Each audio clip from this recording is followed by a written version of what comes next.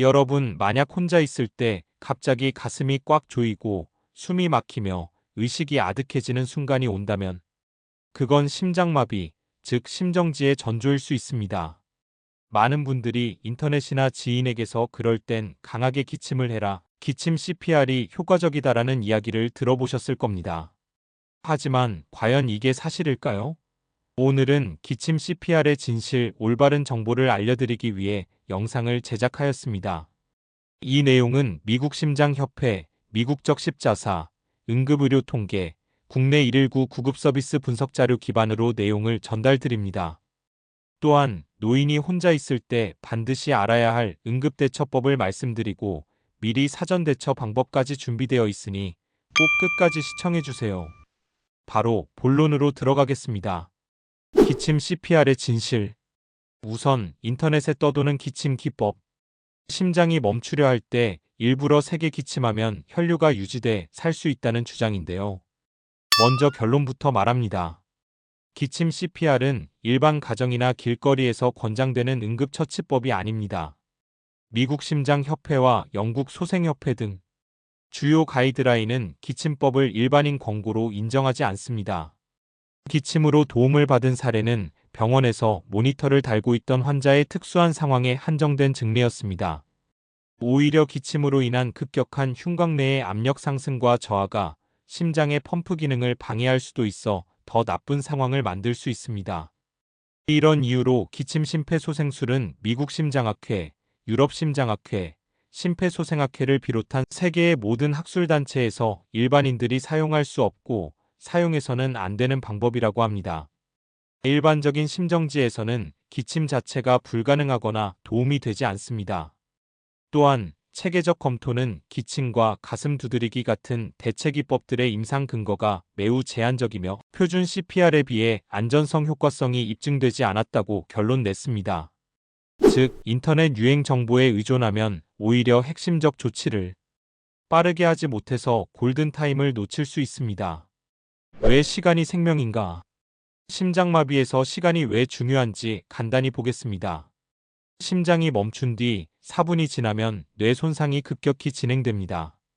또한 구급대가 현장에 도착할 때까지 평균 수분이 걸려 첫 1분에서 4분에 누군가가 즉시 개입하면 생존 확률과 뇌 기능 보존 확률이 크게 올라갑니다.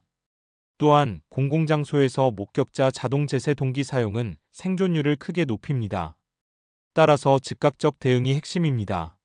자, 그렇다면 진짜 해야 할 일은 뭘까요? 순서는 단순하지만 생사를 가르는 차이를 만듭니다. 첫째, 즉시 119 신고를 가장 먼저 해야 합니다.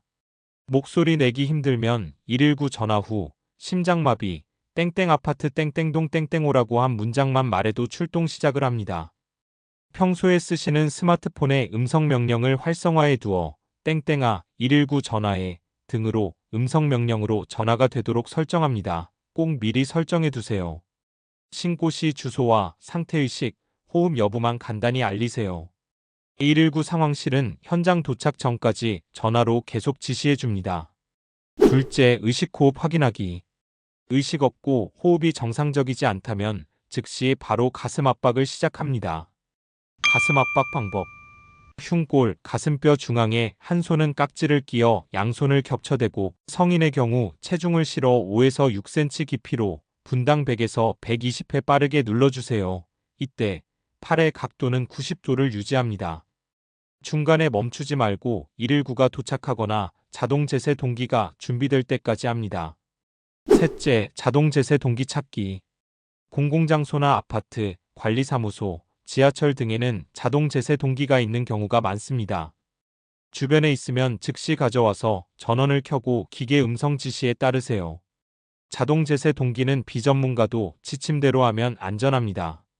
제세동을 받은 환자의 병원 퇴원 생존율이 크게 향상된다는 근거가 있습니다.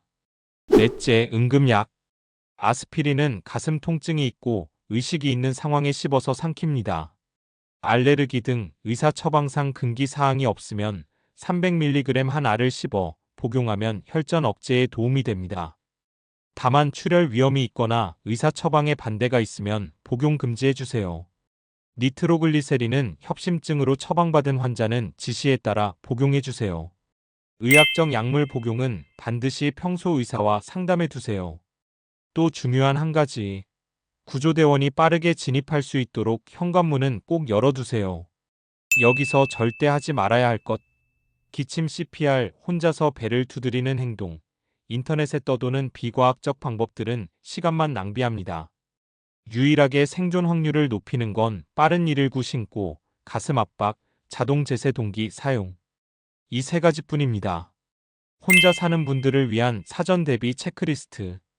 응급은 준비된 자에게 기회가 옵니다. 평상시에 꼭 준비하세요.